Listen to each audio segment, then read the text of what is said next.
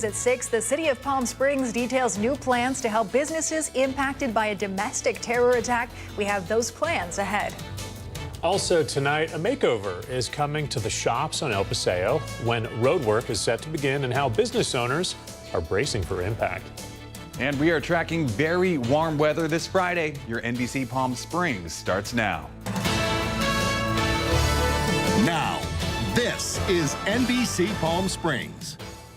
Good evening. Thank you for joining us. I'm Olivia Sandusky. And I'm Mark Messer. We start tonight with a briefing from officials in the city of Palm Springs. They discussed the total cost of damage from the car bombing at the ARC Clinic. City staff detailing new help for businesses that have been affected. That's tonight's top story, and it is continuing coverage as well. Let's go to Brett Rosen, who joins us live tonight with everything that happened at last night's city council meeting. Brett.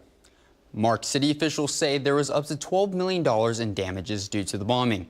And last night, city council approved what they call a disaster overlay zone to help aid businesses who were affected financially.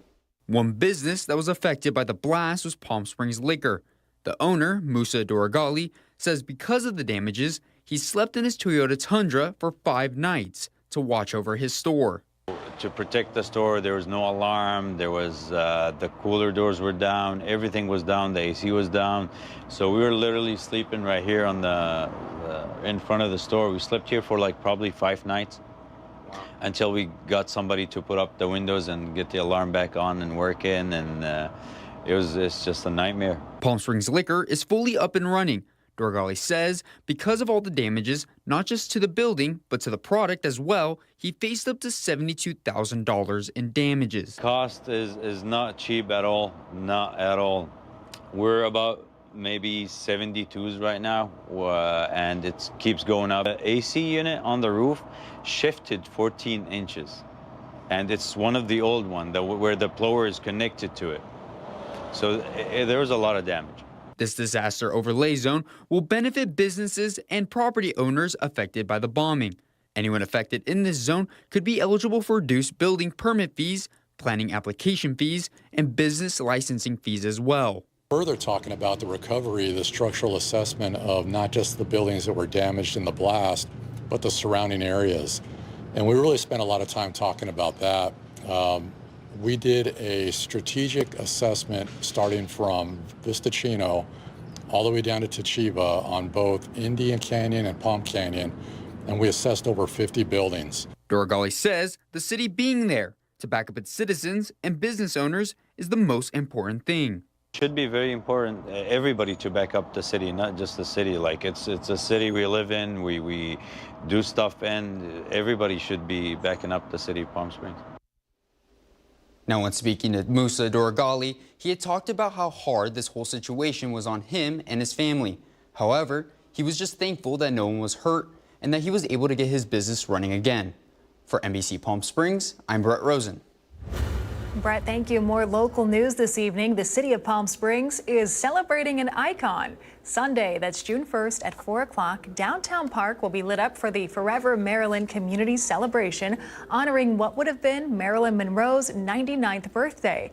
The red carpet is rolling out, music, and a Marilyn Monroe look-alike contest will be happening near the 26-foot-tall statue, which moved just about 3 months ago to Downtown Park. And since its move, it's faced some backlash from the community, and the celebration around the corner is bringing some new concerns to light. Our Tiani Jadalang is live in Palm Springs with reaction for us. Tiani? Olivia, we know Forever Marilyn moved just about 100 feet away from her original location on Museum Way to her new location right behind me in Downtown Park. But now some residents are complaining about lighting, some saying she's difficult to see. The move back in February was a result of a 3-year legal dispute between the city of Palm Springs and the committee to relocate Marilyn. But this new location, like the old, has mixed reviews. I just imagined that she was going to be out in the open. I imagine that she was going to be right on the sidewalk like the Lucille Ball statue or even Sonny Bono, but she's hidden in the palm trees. I think without lights, she lights up herself, so the lighting's pretty good. And also with the traffic lights from all around, the ambience lights up pretty well.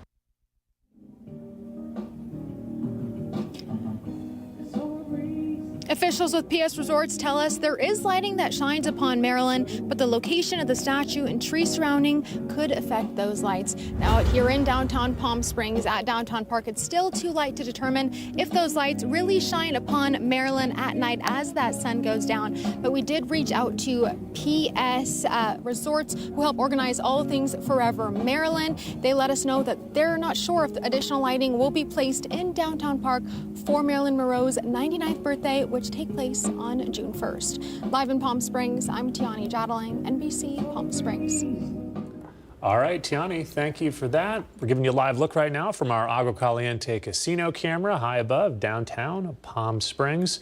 And Kai Beach is in for Chloe Carlson. And Kai, Tiani's staying not far from where Village Fest is going down tonight. Temperature is going to be a little bit warmer than expected. That's right. We're looking at a few degrees above average for this time of year. Right now, 100 degrees, so triple digits out there. Be safe, enjoy, celebrate safely. Humidity at 12%. High temps today. Take a look. Palm Springs, Palm Desert, both 101. Cabazon 90, and our friends up the hill in Joshua Tree, 87 degrees. Wind gusts pretty calm, and they will remain calm through the weekend. But as we start the work week, take a look at Monday. Gusts up to nearly 40 miles an hour near Whitewater. Wind gusts right now, Palm Springs 9 miles an hour, Whitewater 11, and our friends up in Yucca, we're looking at 9 miles an hour as well. Tonight's evening stroll, if you're out there at Village Fest, downtown Palm Springs, it's going to be nice. 8 o'clock, 91 degrees, 10, we're just under 90, and if you're still up at midnight, we're looking at 84 degrees. Low temps tonight, Big Bear, that looks nice, 42 degrees.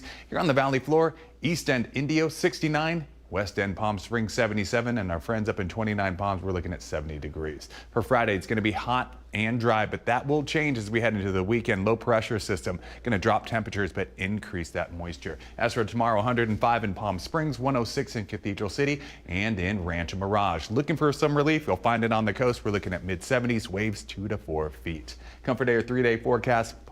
Friday, 104. Temperatures drop dramatically. Sunday, 92. And those overnight lows go from high 70s all the way down to low 70s. I'll have a full forecast coming up in just a bit.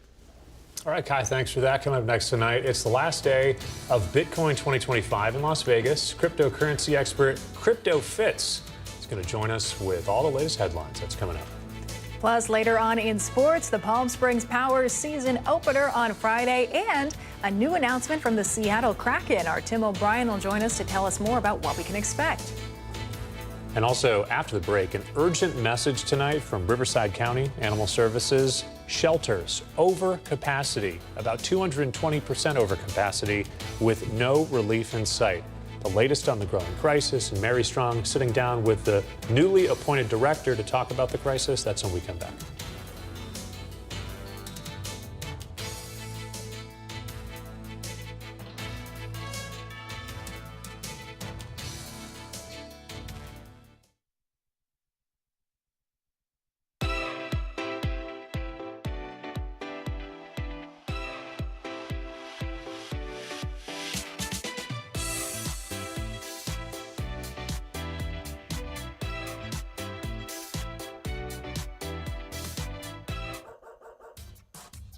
They say dogs are a man's best friend, but at NBC Palm Springs, we're a dog's best choice for news.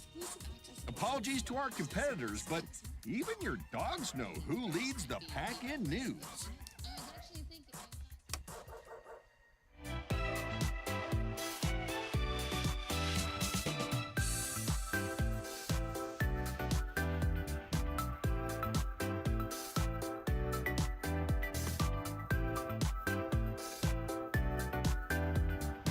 Night after night, discover the unique stories that set our valley apart. Together, we're going to find inspiration and foster connections that strengthen the fabric of our community.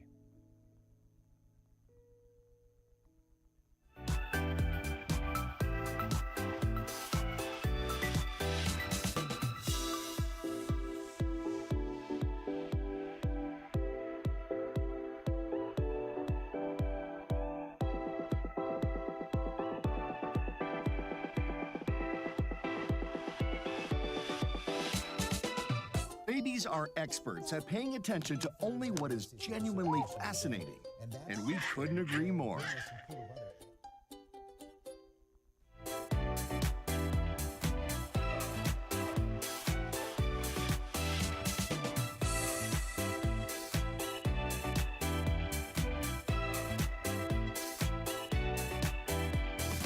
NBC Palm Springs News.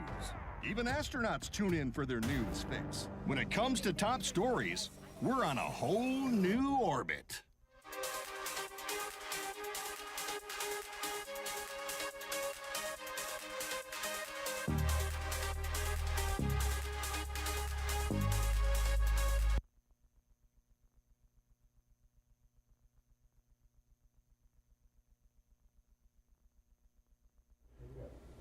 Welcome back, everybody. There is a desperate plea tonight from Riverside County Animal Services as overcrowded shelters reach a breaking point. We're talking more than twice the number of animals that they can safely house, so staff is now being forced to make some heartbreaking decisions, including euthanizing healthy pets simply because there's no space. The department is calling on the community to step in before it's too late. NBC Palm Springs' Mary Strong has more on how you can help and why time is running out. That's right. With kennels overflowing and resources stretched thin, shelter staff are facing devastating decisions. More than 1,000 dogs are being housed in facilities built for less than half that number. And unless the community steps in, many of these animals won't make it out alive. I spoke with the county's new Animal Services Director, Mary Martin, about the urgent need for help and what you can do right now to save lives. There's a heartbreaking crisis happening inside Riverside County's animal shelters right now.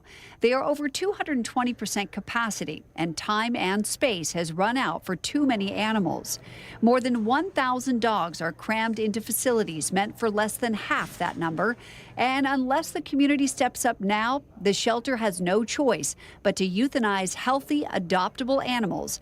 Not because they're aggressive, not because they're sick, just because there's no space. Mary Martin, director of Riverside County Animal Services, is issuing a desperate plea for help. Unfortunately, what happens when you keep putting more dogs into kennels, the stress levels rise, the noise levels rise, and it's just unsafe for them and really unsafe for staff as well.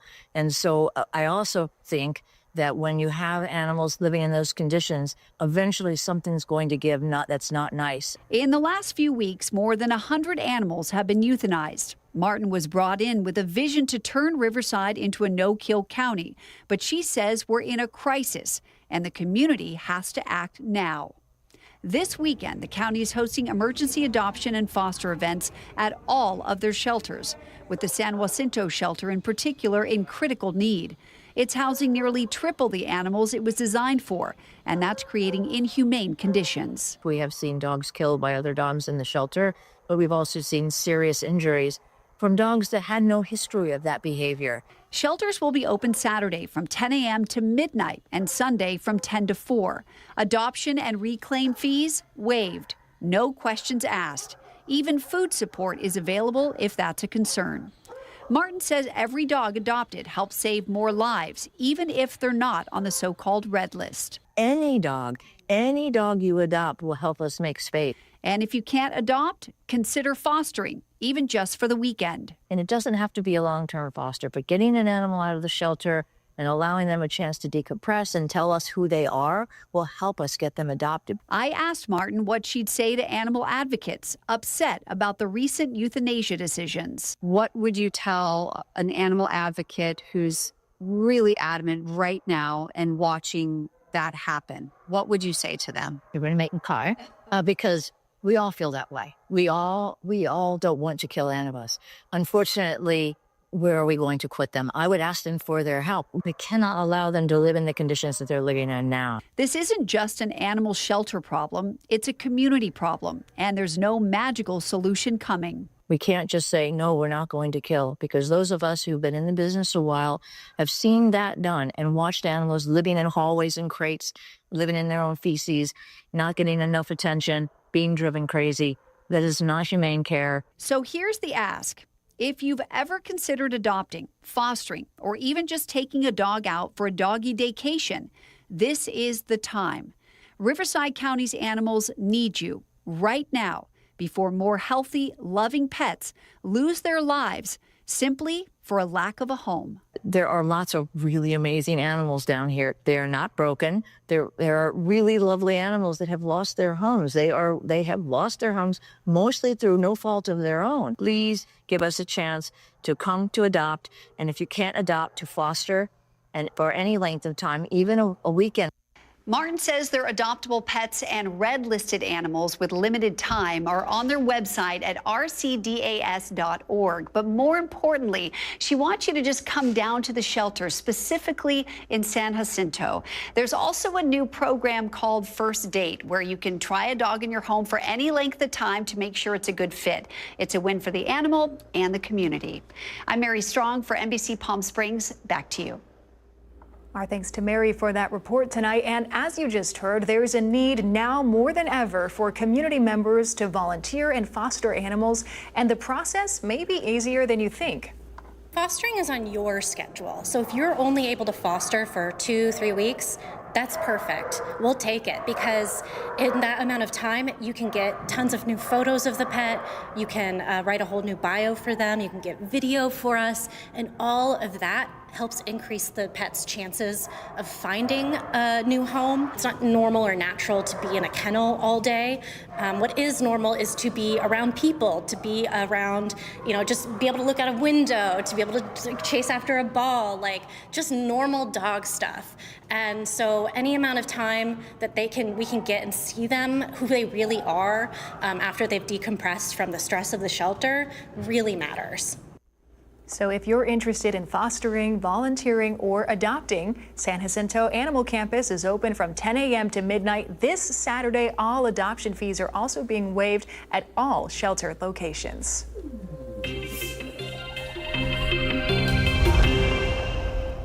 Today is the final day of the Bitcoin 2025 conference in Las Vegas. NBC Palm Springs contributor Crypto Fitz has a wrap-up.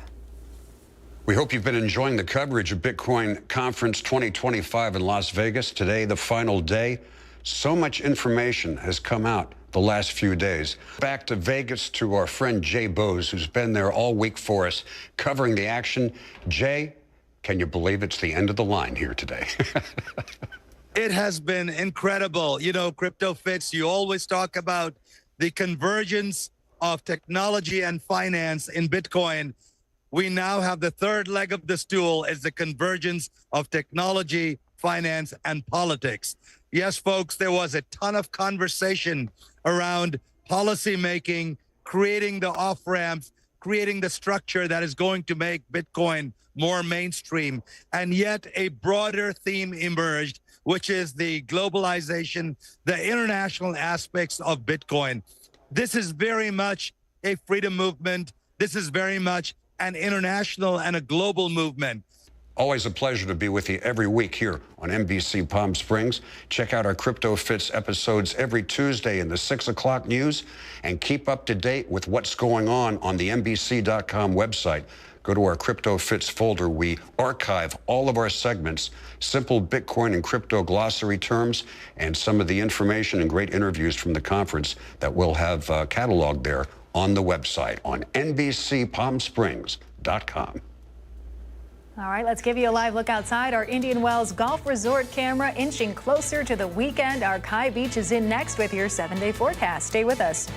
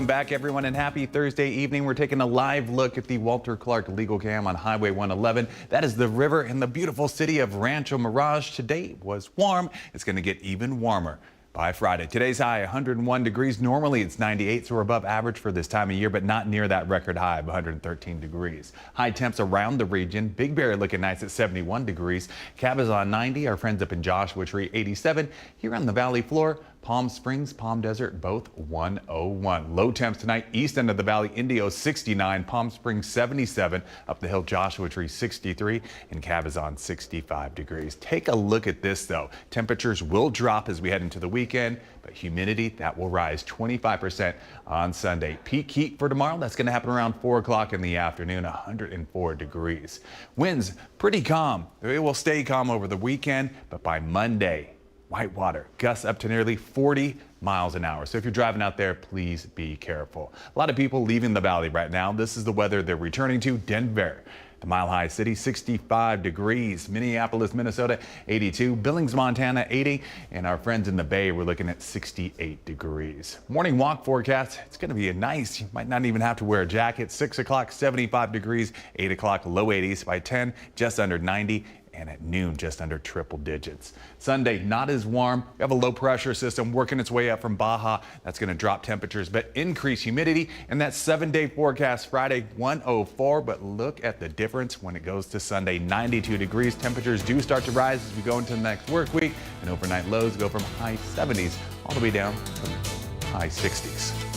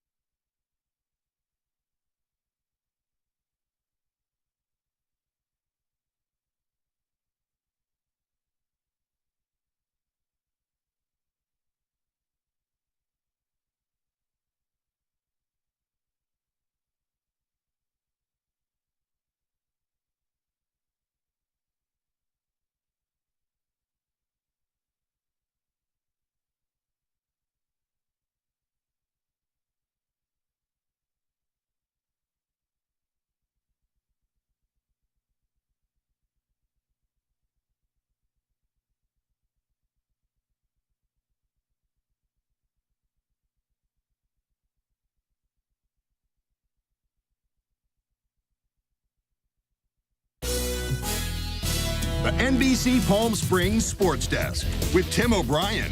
Brought to you by Agua Caliente Casinos. Well, welcome back. Some off-season hockey news to keep us cool on this hot 100-degree day, according to Archive Beach. The Seattle Kraken have named their next head coach. Lane Lambert will be the next bench boss, becoming the third coach in franchise history. Now, Lambert last served as an associate head coach for the Toronto Maple Leafs, had also had a brief run as the head coach of the New York Islanders. Lambert's coaching status rose to fame when as an assistant for the 2019 champion Washington Capitals. Now, we know Jessica Campbell was retained by the organization. No word yet, though, on the full staff that'll be on the bench with Lambert. And 2 Coachella Valley softball programs have a chance to make history beginning on Friday. The Rancho Mirage Rattlers and the Cathedral City Lions will both play for their first ever championship. You see, Friday, May 30th, that is tomorrow already, Rancho Mirage, Culver City at 1, and then on Saturday, Cathedral City and Wainami will play at 1 p.m. also at Deanna Manning Stadium. All championship games will be in Irvine. We'll have more this weekend, of course, right here on NBC Palm Springs. And speaking of softball, Major League Baseball investing in a new professional softball league. MLB describes its stake in the Athletes Unlimited Softball League as a first-of-its-kind comprehensive partnership with a women's pro sports league. Now, baseball hopes to help grow and raise the new league's profile ahead of its inaugural season next month. The new league will have 4 teams with 24-game season over a month-and-a-half stretch on MLB Network and MLB.com. And Olivia's ready. Look at that swing. She's expecting a call so she can get ready. That was her practicing for the call when they reach out next month. Now, the Palm Springs Power will open up a 2-game series with the Utah Lab on Friday night. That's the start of their back-to-back title defense. Now, first pitch is at 6:30 on Friday and then 7 p.m. on Saturday. But maybe most importantly this weekend, on Sunday, the Power will take on the Palm Springs Police and Fire Departments in an exhibition and fundraiser game. That game begins at 6 p.m. Admission is free to those who come out from the Valley. We'll have more on that, of course, again, right here on NBC Palm Springs. So get on out there. And also to note, opening night Friday, there will be a fireworks show following the last out. And that'll do it in sports. I'm Tim O'Brien.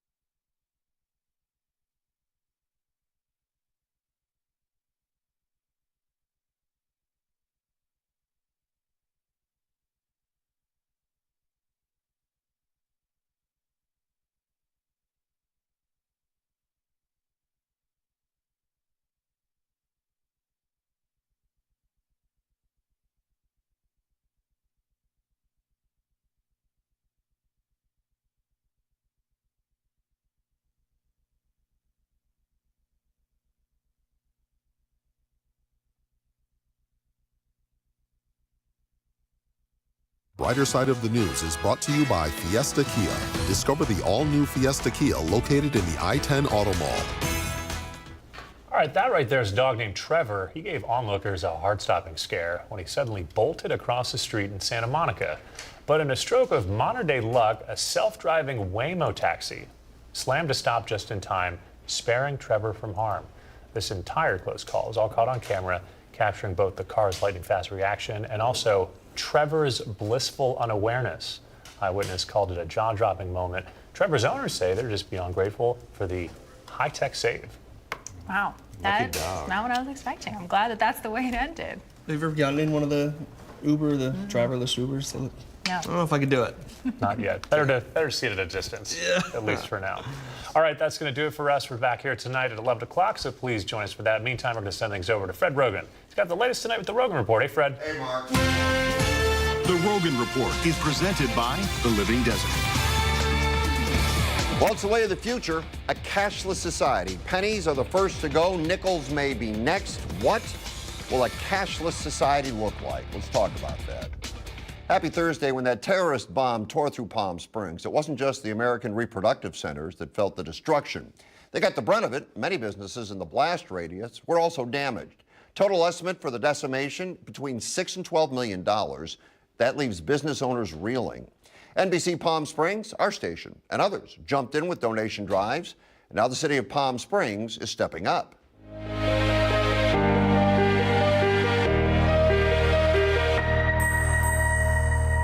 According to the Desert Sun, the Palm Springs Fire Department found 58 buildings impacted by the explosion and marked 5 as unsafe to occupy and recorded 27 others as damaged. 4 buildings were considered a complete loss. Now the rebuilding starts, and the Palm Springs City Council created a disaster overlay zone. Anyone in that zone is eligible for reduced building and permit fees, and license applications will be expedited. So I heard that, and I wondered why the city wouldn't waive all building and permit fees for businesses impacted. The fact that these people have to pay to rebuild just seems wrong. We reached out to the city mayor, Ron DeHart, and he let us know that the city can reduce fees, but if they take them to zero, other legal restrictions kick in, legal restrictions he is trying to look into and figure out. They're also looking at additional opportunities to help those impacted. Although it is not a city program, the community fundraiser Rebuild Palm Springs will consider these fees reimbursable.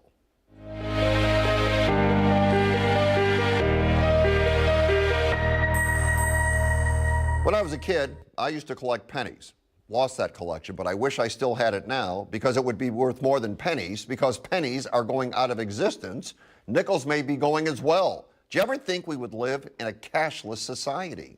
In 2022, 40% of people never used cash at all. There are groups of Americans still clinging to cash, lower income households and those over 55. But it looks like that cashless society is just around the corner. So what does that mean? Contributors tonight, Brad Ward and Jim Walker. Jim, are you sad to see pennies go? No, they're a hassle. They're a waste of time. They build up in your pocket. They're in jars all around the house. I'll tell you, Fred, I'm not a wealthy guy, but you know, I'm over 50, so there has to be an investment into bending over, and I'm not just going to bend down there for anything less than a quarter. That's how it is. What do you think, Brad? I agree with Jim. That's the cost of inflation for you. I'm fine with pennies going away. They are kind of a hassle, and you know, change of all kinds, no matter how much it is, goes right into a coin bank as soon as I get home at night. All right, so I like cash because then I know how much I have to spend. But if we go to a cashless society and it's all credit, can you both understand, or am I wrong, can you see how people are getting into more and more debt, Brad? I can. I can. And part of it, I think, is that we don't have any financial literacy training in this country to speak of. You know, debt is heavy to finance and heavy to carry. And I don't think people really understand what it means to go into debt all the time. Jim, what do you think? Brad, I'll tell you, it's like my mom used to say that spending cash is like when you cut yourself, you feel it. But when you spend on credit, it's like surgery. You don't feel the pain till later, but you will feel the pain. Yeah, and I see more and more people just getting into terrible debt because all they do is put things on their credit card. And when you put things on your credit card, what happens? They jack up the interest. So suddenly you're spending well more for whatever you bought than you anticipated. Do you see, Jim, all cash, all coins going away and a cashless society? I sure hope not, but yeah, it seems to be going that way. You know, the customers at the retail store in which I work, 95% of them pay entirely on credit. And that worries me not only from a spending standpoint, but it also worries me from a security standpoint. If everything is electronic, you know, someone could easily get into that and take your money, right? Absolutely. All right, 4th of July is around the corner. There are a number of fireworks show here in the Valley, and there's a number of people shooting fireworks off already. So we received a message from Cathedral City resident Jerry. He said that fireworks, illegal, are already going off in his neighborhood. He said the city has posted their usual $1,000 fine warning on Facebook, but in his opinion, that's simply not enough. It's the same message year after year, and it doesn't make any real impact. We're truly at our wits' end. Pets, veterans, families, young children, all suffering because of this ongoing issue. So what should residents do? Let's welcome in Commander Nate Hanley, who leads fireworks enforcement for Cathedral City. Nate, appreciate you joining the show tonight. Happy to be here. All right, so we have a problem. One of our viewers in Cathedral City said, we've already got fireworks going off. It's scaring the dogs. It's disrupting the neighborhood. What are the rules on fireworks? Well, actually, in Cathedral City, no fireworks are allowed. Not safe and sane, or not aerial, or not explosive to any degree.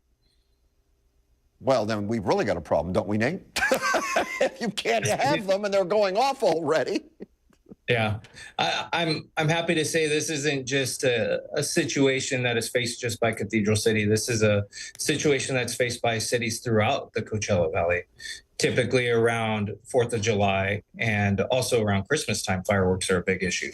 Yeah, I know people don't listen and they fire them off all the time. Occasionally, and it's tragic when somebody gets hurt, but what are you supposed to do if your neighbor is shooting off fireworks? Yeah, so if you happen to see somebody igniting fireworks and it happens to be your neighbor, call the police and identify them to the police officers. We can come over and take immediate action.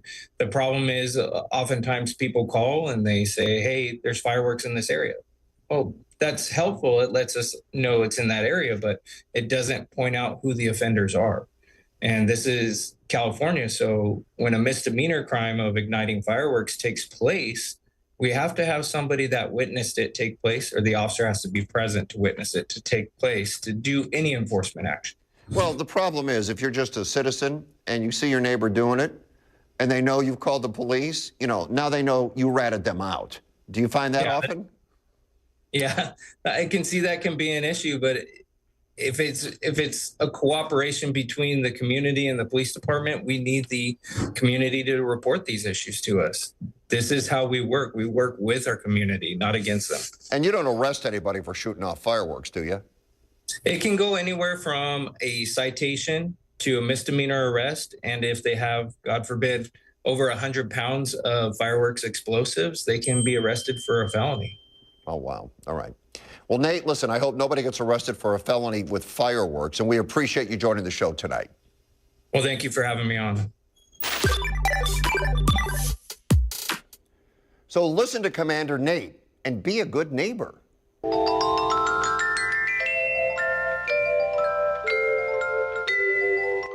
Brenda in Indian Wells is looking for some boot, scooting line dancing establishments in the desert. And in Sun City, any art collectors out there looking for Thomas Brzezinski's work? Smoking in Cat City was wondering how many people in the Cove carry earthquake insurance. Please let us know. And Leslie in Thousand Palms has a bee issue. We've seen a lot of bee comments. Hers are honeybees. She'd like them to be rehomed, not exterminated. Anybody able to do that? We love it when you contribute, but please make it a note, not a novel. Oh, and no, I can't pay your water bill. Find Fred on Facebook and Instagram at Fred Rogan or email thedesertdean@gmail.com. We honor some good neighbors. Gone Too Soon coming up.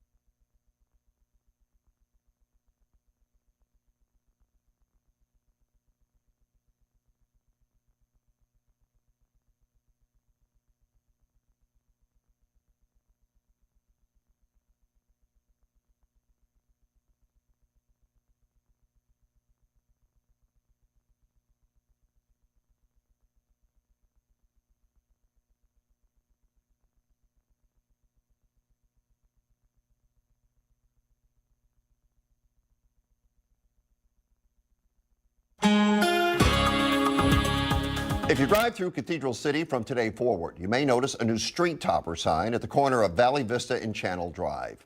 It'll say Diane Gill and Jane Rasco Way. Who were Jane and Diane? They were community advocates and influencers. Both have recently passed.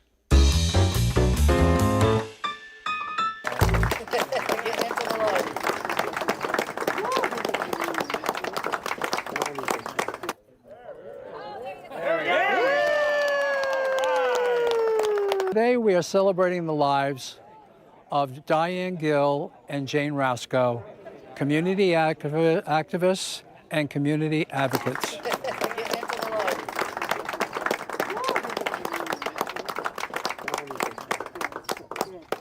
And they have done so much for the Cove and for the city and for the businesses and for the nonprofits.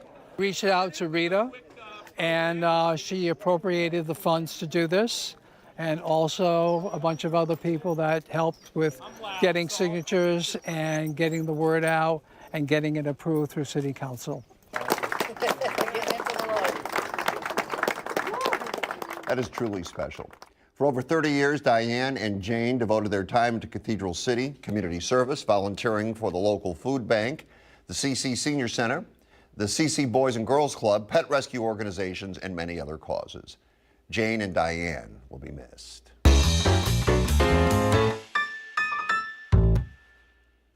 Are you like me? I hope not.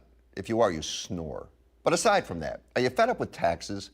What do you think about this? They're doing this in Hawaii, but why wouldn't they do it here? The state is now charging visitors an additional 10.75% to establish a climate impact fee. It's called a green fee. It'll raise about $100 million a year, which is earmarked for environmental stewardship, climate and hazard resiliency, and sustainable tourism. Okay. We're going to charge you a tax so we can fix the atmosphere. Jim, you're shaking your head no? Yeah, this is only 0.75%, but would bring the total taxes on the tourism hotels to 11%. So if you're spending $300 on a room, that's another, $33 on that room. And Hawaii is already expensive enough. I mean, they have said that tourism is down. They're trying to get people back. I don't think that this is the way to do it, especially when you have, competition from places like Mexico, which is a much better value right now. This is not a good idea. What do you think, Brad? I'm not so against it. I think in a place in Hawaii where tourism is a big deal and where the population is low, offsetting the cost of electricity and other things might not be so bad, because I'm sure that some of the biggest users of electricity are hotels and other places where tourists gather. So I don't see it as so bad, and I'd rather pay that than a resort fee that goes to the hotel's bottom line. But here's the thing, and I think I kind of err on Jim's side here. I think that's a lot. I think it's a lot. And I think if they're trying to improve tourism, what they're basically doing is telling people, and to improve it, we're going to charge you more. It does seem like a lot. And the thing is, it's like it already costs a lot to go to Hawaii. And a lot of the people who live in Hawaii, not just the people who are natives, but the people who have moved there, have kind of the same attitude that people in Palm Springs do. After they have been a tourist and they move there, they don't want anyone else moving there. So they try to limit tourism. And then when it falls off and the economy struggles, they're like, well, what's going on? Well, this will not help that. All right. Thanks, guys. Ease on down that easement.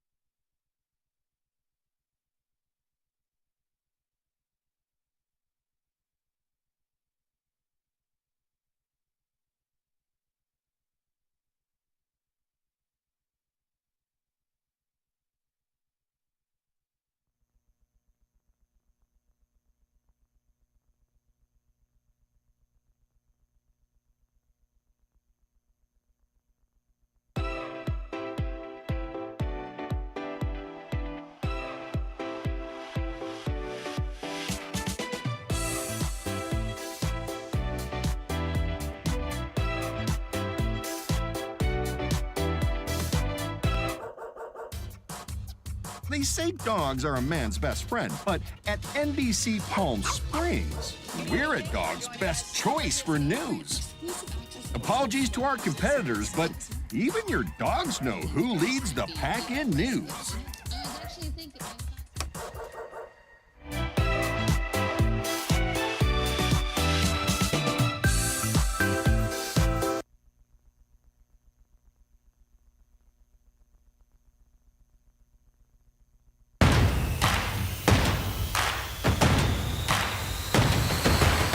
Riddle me this.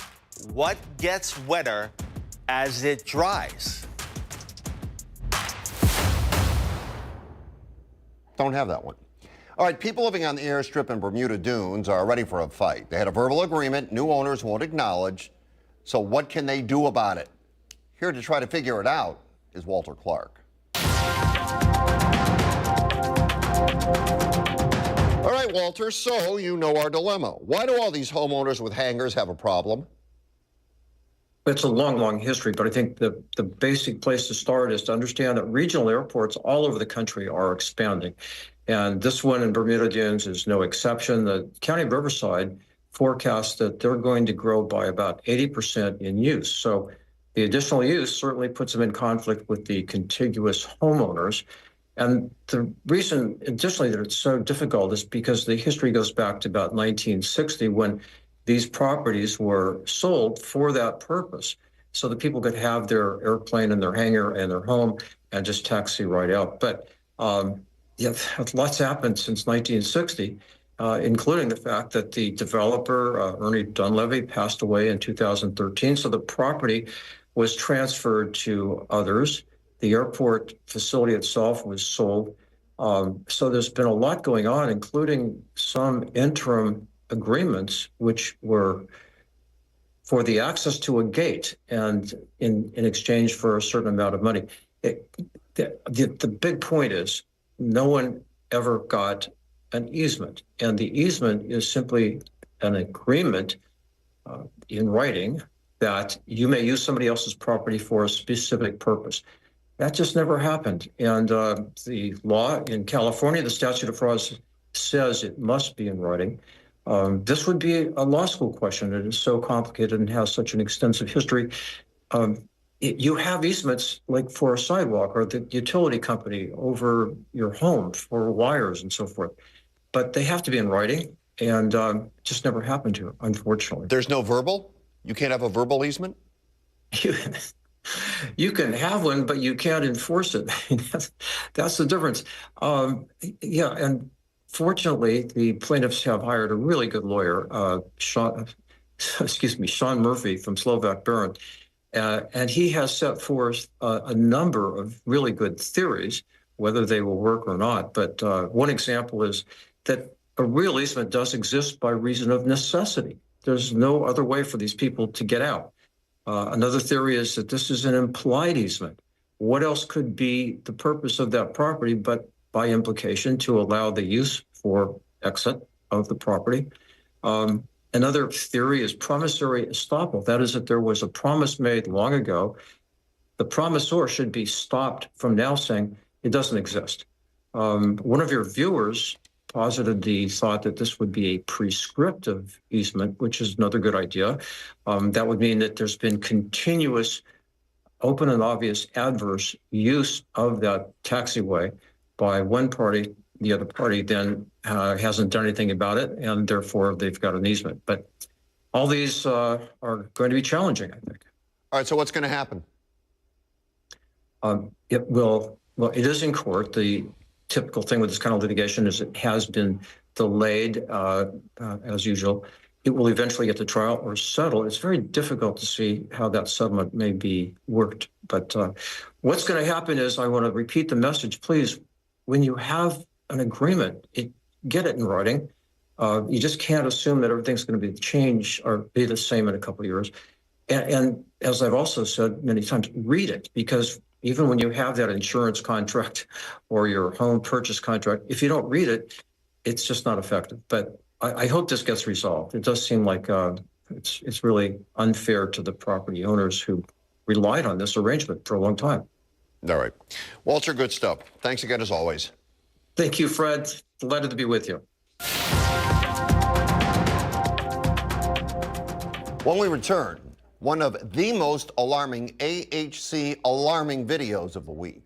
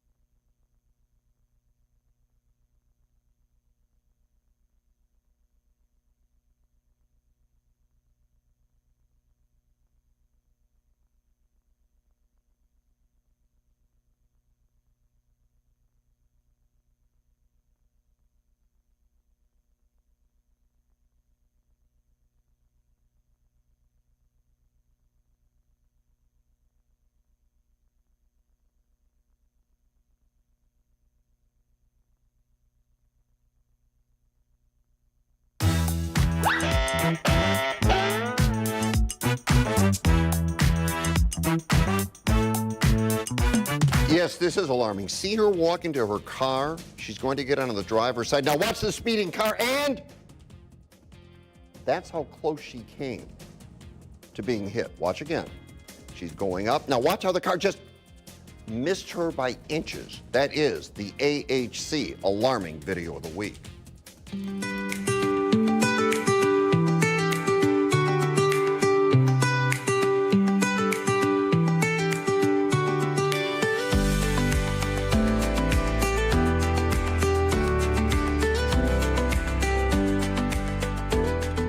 I'm producer Kevin.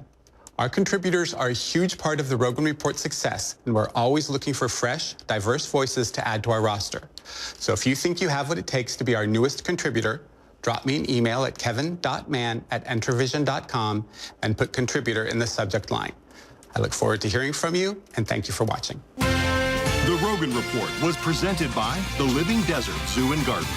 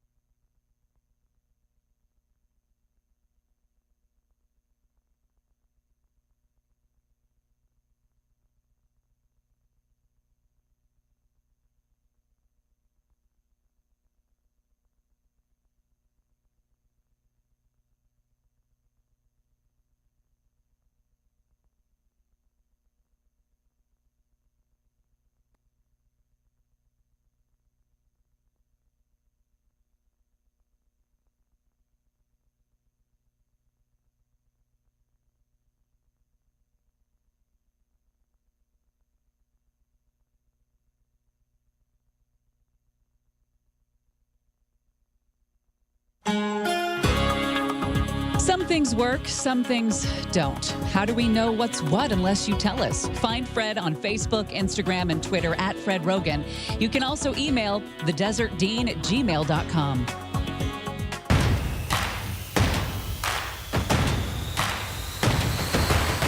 What gets wetter as it dries? A towel, of course. Oh, that was it. Okay. So we have a comment tonight from a viewer who was concerned about something we talked about a bit ago. So Bob says, when it comes to our segment about the DMV implementing stricter rules for those over 70, he didn't hear what those stricter rules were. Can you provide a more detailed explanation? Thank you. Bob, it would be our pleasure. So if you're over 70, you have to renew your license every 5 years. You know that. You have to go to the DMV. You can't do it online. There's one. You have to take an eye test and get a new picture taken. There's two. A written test is generally no longer required. Drivers with a history of violations or accidents may face more rigorous testing. The other big thing is if you're diagnosed with a condition that could put you or other drivers in danger, they can take away your license. Hope that clears things up, Bob. Okay. So anyway, we're going to start something new tonight. You know why? Because you are our heart. You beat within our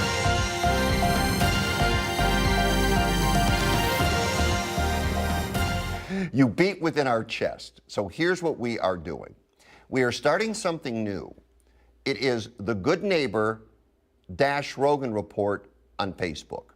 It is a place for you to share comments, if you choose, about the show. It's also a place for you to answer other good neighbors that have had questions. So it's on Facebook. It's called The Good Neighbor The Rogan Report. Oh, it's a good neighborhood. Well, don't go to Good Neighbor. Go to The Good Neighborhood Rogan Report on Facebook, and you can interact with other viewers.